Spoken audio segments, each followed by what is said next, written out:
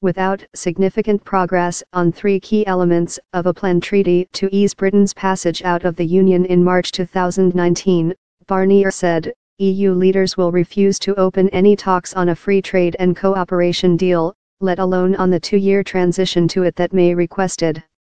With German Chancellor Angela Merkel concentrating on her problematic re-election on Sunday, it was French President Emmanuel Macron who rammed home the demand from the continent that Britain not get ahead of itself, and settle its divorce.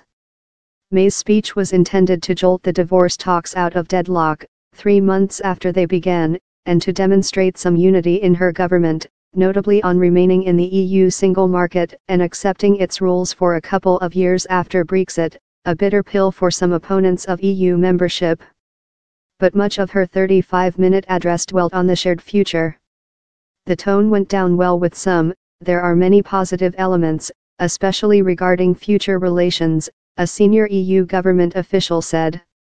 On the other hand, on issues related with the separation, there is not much clarity. We are looking forward to receiving detailed proposals.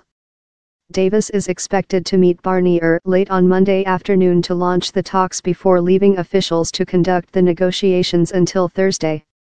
Then, as in previous rounds, the two lead negotiators are expected to brief reporters. Concessions may made two potentially important concessions on Friday, a direct role for the EU-UK exit treaty and for EU case law in British judges' rulings on the future rights of EU citizens in Britain, and a promise that Brexit would not hit the EU's current budget. On the first, Barnier may repeat the EU demand for direct oversight by European Court of Justice. On the second, EU negotiators insist Britain will owe a share of Union spending for years after the budget May referred to, which ends in 2020.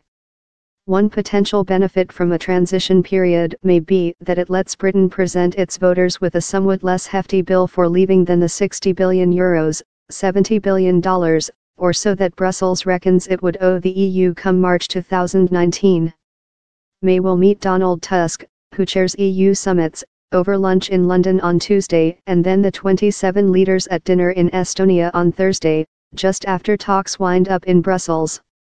The Europeans insist they will not negotiate with May over Barnier's head, but this week could be an important moment in determining how quickly they are willing to open trade talks for the future, and, indeed, how far mutual tactics of bluff and counterbluff may risk ending in chaos without a deal.